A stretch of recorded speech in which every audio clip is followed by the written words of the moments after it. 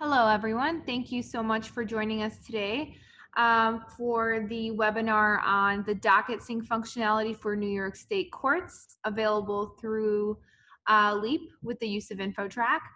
My name is Carolina Sikorska, and I will be walking you through the functionality and showing you a quick demonstration on how it functions within LEAP.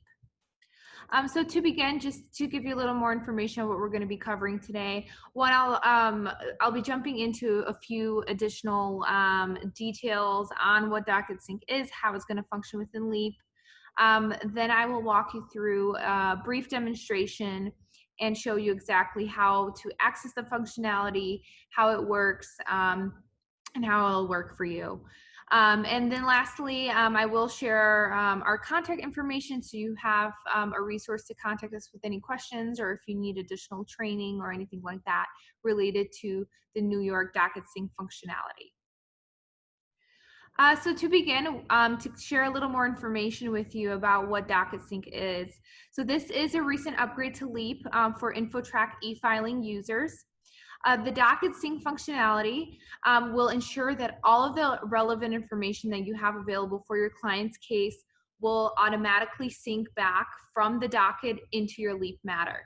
So it is automatic. You'll look up the case and then pick and choose what you want to, what's relevant to you, what information you want to return to your LEAP matter, and it will automatically transfer all of that information for you back into your software.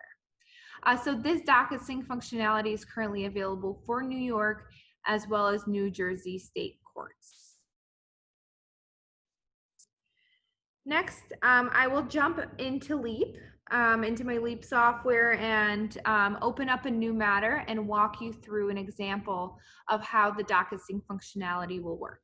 Once we are inside of LEAP, we can begin our Docket Sync process. So for the purpose of today's demonstration, I've created a new matter. We'll use this to go through the Docket Sync process.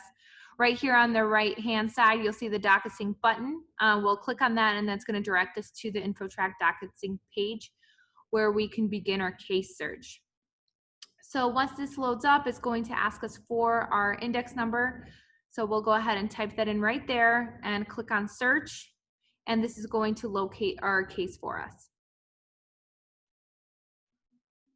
Once the case loads up there, under actions on the right side, there's going to be a list of options. The bottom one will say Docket Sync. We're going to click on that to begin the Docket Sync process. At this point, it's going to start loading our case details. So once this page loads, you should see all of the information available for your specific case. So right here at the top, our case information, we'll see our matter, our court, the docket number, our plaintiff caption and defendant caption right there. Right below will be our associated case parties as well as all associated attorneys. So this information will all come over from that specific docket, and everything is available here to be synced. So we have our case parties, our documents right there, and we can click submit to begin the syncing process. So we clicked on that. That's going to begin syncing for us. On the next page, it's going to pull up our available case information for courts and contacts. And for each one, it's going to ask us if we want to create a new card. So that would be for any information that doesn't already exist. We can go ahead and create a new card. In this case, we'll do that for our court details, or we can choose to not import. So I'll go ahead and today I'll create a new card for the court details for this case. Next, for our contacts, right here, it's going to ask us for if we want to add any information to an existing card. So I do a lot of work with this client, so you'll see my current card has already a lot of information on it. If there was any new information they wanted to add, I can always click on update card details right there and add that information. In this case, I'll choose to do nothing as I already have all of the information for that specific client. Right below, you will see the defendant list. So here you'll have the same functionality. If you have an existing card, you can select from your LEAP card list, or you could create a new card from the court details. So I'll go ahead and do that for all of my defendants. I'll create a new card and sync all of that information back within my matter. Right below that, you'll have your document section. This is where you can see all of the documents that are available and that will be synced back inside of Leap for you. So we'll go ahead and click on submit once again. This is going to then bring over all of that information, and on the screen what you'll be seeing here is all of your syncing details and the sync already in process. So again, you should start to see your court information, judge information, plaintiff, defendant, and document information all syncing back. And here, this will just give you updates on the process. This will take a few moments, and eventually you get an update that looks just like this, letting you know that everything has successfully synced back into Leap. For instance, here for plaintiff information, we chose to not sync anything back for that specific person, so it's going to let you know that we're keeping our current card inside of Leap. Right here in the bottom of this screen under Docket Sync Settings, what you'll see is a Stop Syncing button that actually allows you to stop the sync at any time, and the last synced information. That is letting you know the last time that you synced the docket information back inside of Leap. And you'll see right behind us within our matter, information is already coming over into our details within the matter, and in the InfoTrack Docket Sync folder, you'll see all of the documents that were available for that specific index number and case. They are now coming over and syncing back inside of our correspondence here in that Docket Sync folder. So everything here is coming over and saving within this section.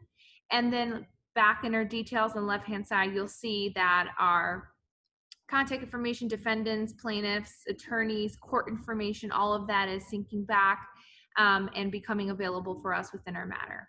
So we could go ahead and save all of that information. If we go over to our operating account here and go to expense recoveries, what you'll see is actually a billable expense created already for the subscription. So that Docket Sync subscription of $10 has been added for you here and is ready to be billable when you're ready to pass along that charge. So this covers the functionality of the Docket Sync. It's already available within your Leap matters, and that is exactly how it will function for you as well. Thank you so much for joining us for today's webinar on the Docket Sync functionality available for New York State courts. If you have any questions on any information covered today, feel free to reach out to us anytime. You can contact InfoTrack directly at helpdesk@infotrack.com or by phone at the number listed on the screen below. We really look forward to hearing from you, and we hope you enjoyed learning more about the Docket Sync functionality. If you have any questions or would like to set up any additional training or demonstrations, feel free to reach out to us anytime. Thank you once again for joining us, and we look forward to working with you. Bye-bye.